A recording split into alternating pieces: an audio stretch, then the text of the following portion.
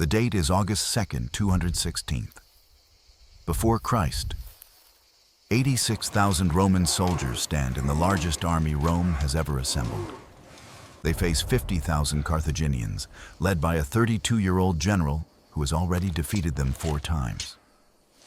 Rome's strategy is simple: overwhelm them with numbers.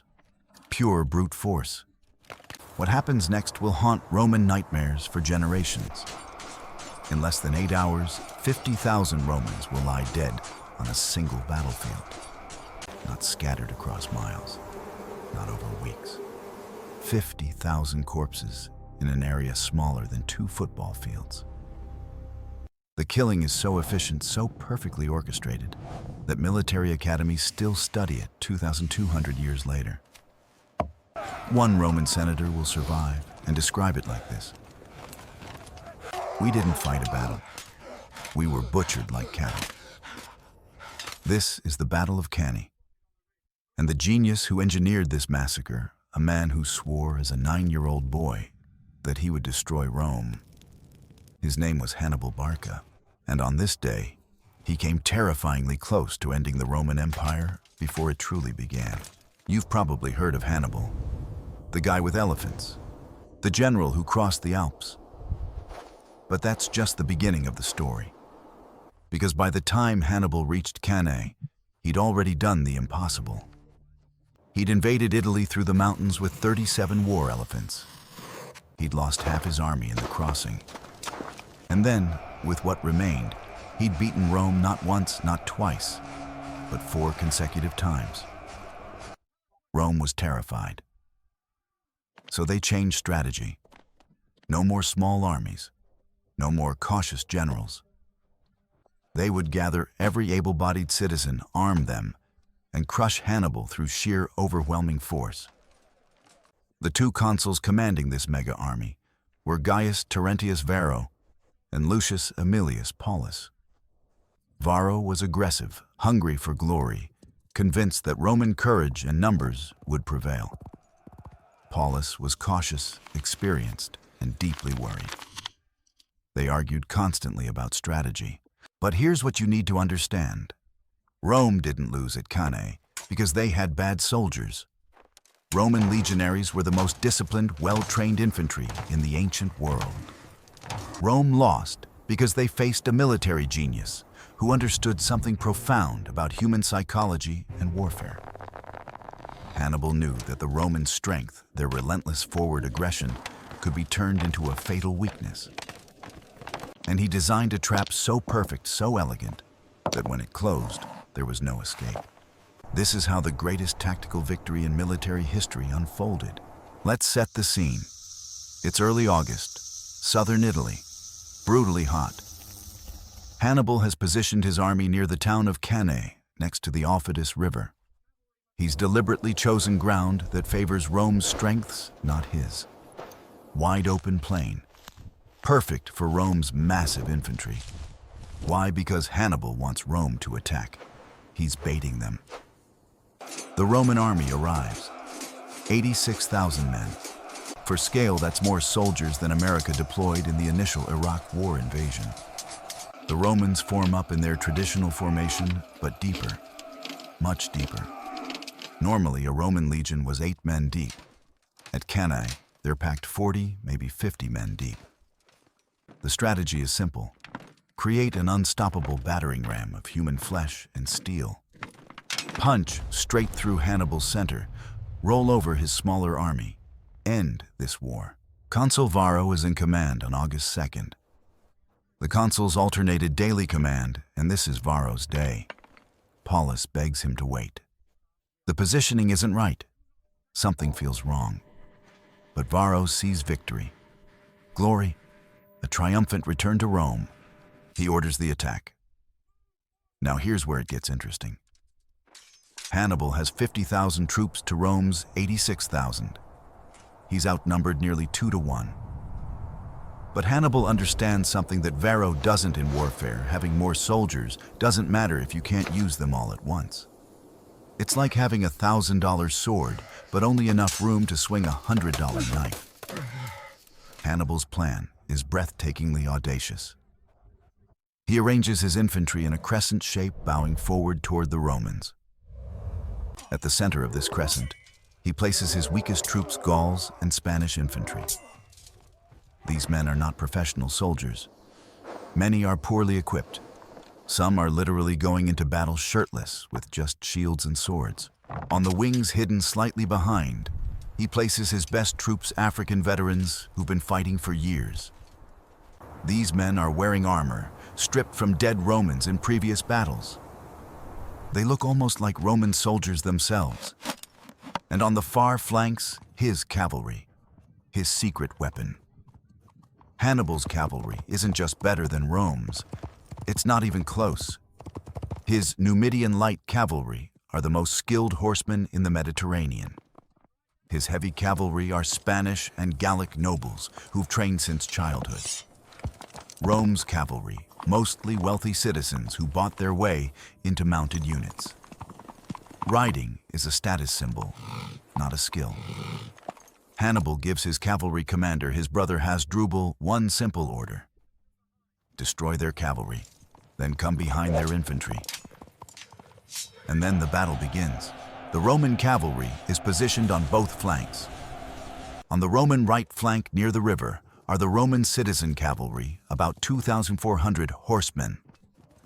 On the left flank, farther from the river, are Rome's Italian allied cavalry, another 3,600 riders. Facing the Roman right, Hannibal positions his heavy Spanish and Gallic cavalry, roughly 6,500 strong. Facing the Roman left, his Numidian light cavalry, about 4,000 riders. The battle starts with the cavalry, and it's not even close. On the Roman right, Hannibal's heavy cavalry smash into the Roman horsemen like a freight train hitting a bicycle. The Romans are packed tightly near the river. There's no room to maneuver. Many can't even draw their swords before they're cut down. Within minutes, it's a slaughter. Some Romans dismount and try to fight on foot. It doesn't help. Hasdrubal's cavalry cuts through them systematically. The Roman cavalry breaks. Those who can flee. Those who can't die. But Hasdrubal doesn't chase them. This is crucial. Most cavalry commanders would pursue routing enemies. It's instinct, glory, easy kills. Hasdrubal doesn't, because he has orders. Instead, he wheels his entire heavy cavalry force around behind the Roman army. On the other side of the battlefield, the Numidian cavalry is fighting the Italian allied cavalry. But this is a different kind of fight. The Numidians are skirmishers. They harass, they feint, they throw javelins and retreat. The Italian cavalry chases them but can never quite catch them. It's like trying to punch smoke. The Italians are drawn away from the main battle, neutralized, but not destroyed. In less than 30 minutes, Hannibal has achieved something remarkable. He's eliminated Rome's cavalry threat without losing significant forces. The Romans don't realize it yet, but they've just lost the battle. Because now 86,000 Roman infantry are standing in a tight formation with no cavalry protection. They're locked in combat with Hannibal's infantry. And behind them, invisible to most, Hasdrubal's cavalry is moving into position. Now let's pause here because this is important. What Hasdrubal just did is one of the most disciplined cavalry actions in ancient military history. Think about it. You're a cavalry commander. You've just won a crushing victory. Your blood is pumping. Your men are shouting. Enemy soldiers are running in terror. Every instinct screams, chase them, kill them, claim glory. Hasdrubal doesn't. He maintains discipline. He executes the plan. This is what separates good commanders from great ones. Not just winning, but winning correctly. Winning in a way that sets up the next phase. Modern military analysts compare this to the difference between winning a battle and winning a war. Hasdrubal sacrifices personal glory for strategic victory. And that decision is about to kill 50,000 men. While the cavalry battle rages on the flanks, the infantry collision begins. 86,000 Romans march forward in their massive rectangular formation. They're shoulder to shoulder, shield to shield, so tightly packed that men in the middle can barely breathe. This is intentional. The Roman doctrine is simple: mass equals power. Push forward, never retreat. Break the enemy through sheer weight and aggression. They hit Hannibal's crescent line. And something strange happens. The Carthaginian center, that forward bowing line of Gauls and Spanish infantry, starts to give way. The Romans push forward. They're winning. The Gallic line bends backward. More Romans pile in. The crescent is collapsing inward. This is what Roman soldiers have trained for. This is what Roman generals predicted. Break the center, roll up the enemy, win the battle. But here's what the Romans can't see: the crescent isn't collapsing. It's flexing, like a bow being drawn. Hannibal placed his weakest troops in the center for exactly this reason. They're not supposed to win. They're supposed to bend, to absorb the Roman advance, to draw them in.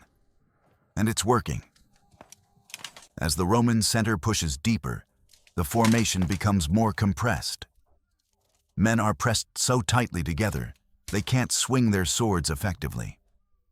The rear ranks are pushing the front ranks forward, shoving them into contact, whether they want to fight or not. This is called othismos in Greek, physical shoving pressure. Soldiers in the middle ranks are literally being crushed. Ribs crack, men suffocate standing up, and they keep pushing forward because there's nowhere else to go. Meanwhile, on the wings, something else is happening. Remember those African veterans Hannibal positioned slightly behind his center? As the Roman formation pushes deeper into the collapsing crescent, the African troops on both flanks haven't moved. They're standing firm, waiting. The Romans are so focused on the center, so committed to pushing forward, that they don't notice they're being funneled. The formation that started as a wide rectangle is now becoming a narrow column. They're literally walking into a vise. Now let's pause and understand the psychology here. If you're a Roman soldier in the front ranks, what do you see? You see enemy soldiers in front of you retreating. You're winning. Morale is high. If you're a Roman soldier in the middle ranks, you can't see anything. You're surrounded by your fellow soldiers. You're being pushed forward by the men behind you. You trust the system.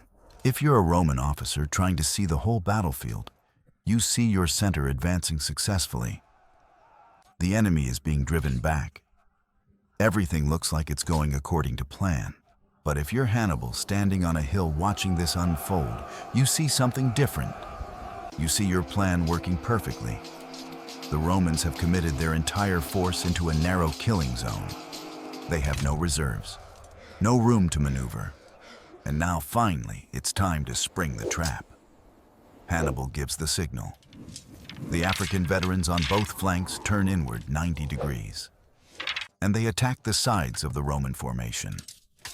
The Roman flanks suddenly come under attack from veteran African infantry wearing Roman armor. The Romans on the edges are shocked. They're being attacked from the side. This isn't supposed to happen. In Roman military doctrine, you fight enemies in front of you. Your flanks are protected by terrain cavalry or allied units. But their cavalry is gone. And now their flanks are being shredded by professional soldiers who've been waiting for this exact moment. The Romans try to respond. Some units wheel to face the new threat. But they're packed too tightly. Maneuvering is almost impossible. And while they're trying to reorganize the Carthaginian center, those Gauls and Spanish who were retreating stops retreating. They firm up. They push back. Now the Romans are being attacked from three sides: front, left, right. And they're so compressed they can barely fight back. Then Hasdrubal's cavalry arrives. Remember those heavy cavalry who destroyed the Roman horsemen at the beginning? They've circled around the entire battlefield. And now they slam into the rear of the Roman formation. The trap is complete. 86,000 Roman soldiers are now completely surrounded. Every direction they face, there's an enemy. This is called a double envelopment. Military historians consider it the most difficult maneuver to execute in warfare. You need perfect timing, perfect coordination. If one part fails, the enemy escapes. If the center collapses too early, the trap doesn't form. If the flanks attack too soon, the enemy notices and adjusts. Hannibal executes it flawlessly. And now, the real killing begins. Here's what happens when an army is completely surrounded. First, panic. Roman soldiers realize they're trapped. Some try to break out. They can't. The Carthaginian lines hold. Second, disorganization. Roman command structure breaks down. Officers can't communicate. Units fragment. Third, desperation. Soldiers drop their weapons and try to surrender. But Hannibal's troops aren't taking prisoners. Not today. There's no room, no time. This is annihilation. Romans are pressed so tightly together that when they're killed, their bodies don't fall. They remain standing, held upright by the compression of living soldiers around them. Survivors will later describe walking on layers of corpses 3 bodies deep.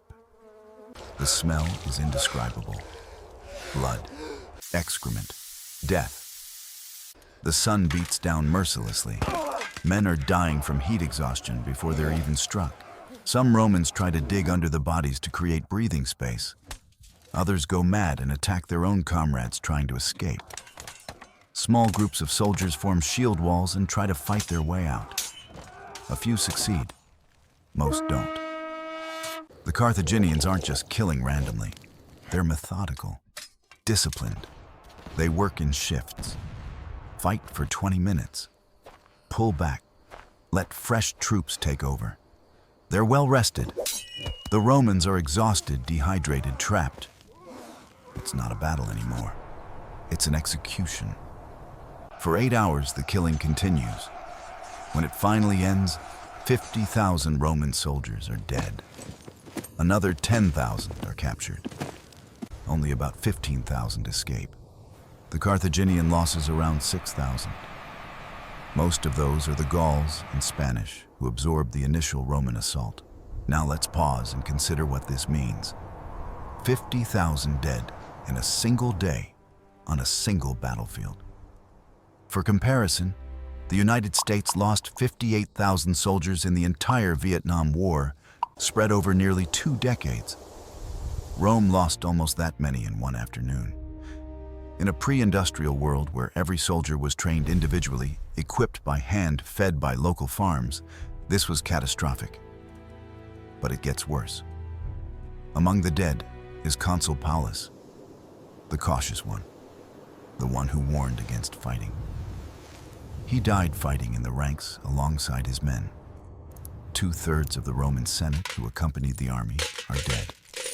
80 Roman senators, gone. Rome has just lost an entire generation of leadership in 8 hours. News reaches Rome within days.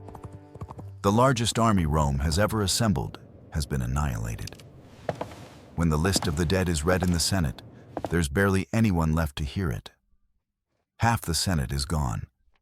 Panic spreads through the city. Hannibal is still in Italy with a victorious army. Rome itself could be next. Women tear their clothes in mourning. There's not a single family in Rome that hasn't lost someone. The city declares public mourning, but limits it to 30 days. If they mourned everyone properly, the city would shut down for years. But here's where the story takes an unexpected turn. Rome doesn't surrender. Any other civilization probably would have. They've lost 4 major battles in 2 years. Their army is destroyed. Their treasury is empty. Their allies are abandoning them. But Rome doesn't quit. Instead, they do something remarkable. The Senate meets and makes a decision that will define Roman character for the next 600 years.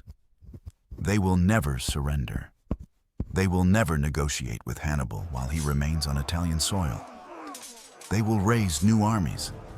They will keep fighting, as many times as it takes.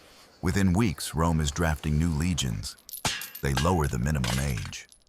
They recruit slaves and promise them freedom. They arm criminals.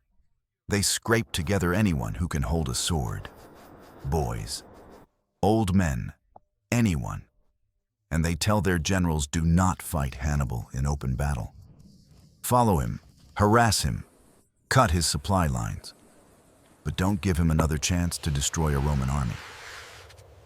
This strategy is called the Fabian strategy, named after General Fabius Maximus, who proposed it. Avoid decisive battles. Win through attrition. Make victory too expensive to sustain. It's slow, unglamorous, frustrating. But it works. Hannibal, meanwhile, makes a decision that historians still debate. He doesn't march on Rome. Even after the most perfect tactical victory in history, he doesn't try to capture the Roman capital. Why, some historians say he lacked siege equipment. Others say his army was too small to besiege a large city. Some say he was waiting for Rome's allies to abandon them, which many did. We'll never know for certain. But we know this Hannibal would remain in Italy for another 14 years, winning battles, devastating the countryside, but never quite finishing Rome off. And in those 14 years, Rome rebuilt. They adapted, they learned, and eventually they took the fight to Hannibal's homeland Carthage itself, at the Battle of Zama in 202. Before Christ, a Roman general named Scipio, who survived Cannae as a young man, finally defeated Hannibal using his own tactics against him. The student had learned from the master. So why do we still talk about Cannae? Why do military academies from West Point to Sandhurst to the Bundeswehr make their officers study a battle fought with swords and shields over 2,000 years ago? Because Cannae demonstrates something timeless about warfare and about human nature. First, it shows that superior numbers don't guarantee victory. Rome had nearly twice as many soldiers. They lost. In modern terms, this is called asymmetric warfare. It's why small insurgent forces can bog down superpowers. It's why David beats Goliath. Numbers matter, but only if you can bring them to bear effectively. Second Cannae demonstrates the power of psychological warfare. Hannibal didn't just outfight the Romans. He outthought them. He understood their doctrine, their culture, their aggression. And he designed a trap specifically for how Romans fight. He turned their strength into a weakness. In business and politics, in any competitive field, this principle applies: know your opponent better than they know themselves. Third Cannae shows the importance of combined arms: infantry, cavalry, timing, coordination. Hannibal's army was perfectly synchronized. Every element did its job. The cavalry eliminated Rome's cavalry. The center absorbed the assault. The flanks enveloped. The cavalry returned to complete the trap. One piece failing would have ruined everything. Modern military calls this combined arms warfare, and it's still the foundation of military doctrine today. But perhaps most importantly, Cannae teaches us about resilience. Because here's the thing: Hannibal won the battle. Rome won the war. Hannibal achieved tactical perfection. Rome achieved strategic victory. The lesson: individual defeats don't determine final outcomes. How you respond to disaster matters more than the disaster itself. Rome could have surrendered after Cannae. Most civilizations would have. Instead, they adapted. They persisted. They learned. And they survived. That Roman resilience after Cannae is why Latin, not Punic, became the language of Europe. It's why Roman law, not Carthaginian law, shaped Western legal systems. It's why we still use a calendar based on Roman months. One battle, even the most perfect battle ever fought, couldn't erase Roman will. And there's something haunting in that isn't there. Hannibal achieved immortality through Cannae. Military historians regard him as one of the greatest generals who ever lived. But he lost everything. He spent his final years fleeing Roman assassins. He died in exile, poisoning himself rather than being captured. Rome, despite losing 50,000 men in a single day, became an empire that lasted another 600 years. So who really won, the genius who achieved perfection, or the civilization that refused to quit, despite catastrophic defeat? Maybe there's no simple answer. Maybe that's why we're still talking about it. The Battle of Cannae remains the gold standard of tactical brilliance. 50,000 dead. Double envelopment, psychological mastery. But it's also a reminder that battles aren't wars. Tactics aren't strategy. And even the most devastating defeat doesn't have to be the end. If you found this fascinating, let me know in the comments. What battle should I cover next? There are so many incredible stories. The Battle of Salamis, where 300 Greek ships defeated 1,000 Persian warships. The Battle of Agincourt, where English longbowmen annihilated French knights. The Battle of Waterloo, where Wellington ended Napoleon's empire. Or should I go deeper into Hannibal's other battles, the crossing of the Alps, the Battle of Trebia, the ambush at Lake Trasimene? You tell me. And if you want to understand military history, warfare, psychology, and how ancient battles still shape modern strategy, hit that subscribe button. I break down history's greatest battles, not just with dates and numbers, but with the tactics, the psychology, the what were they thinking, that makes these stories unforgettable. Because history isn't just about what happened. It's about why it happened, and what we can learn from it. Thanks for watching. I'll see you in the next one.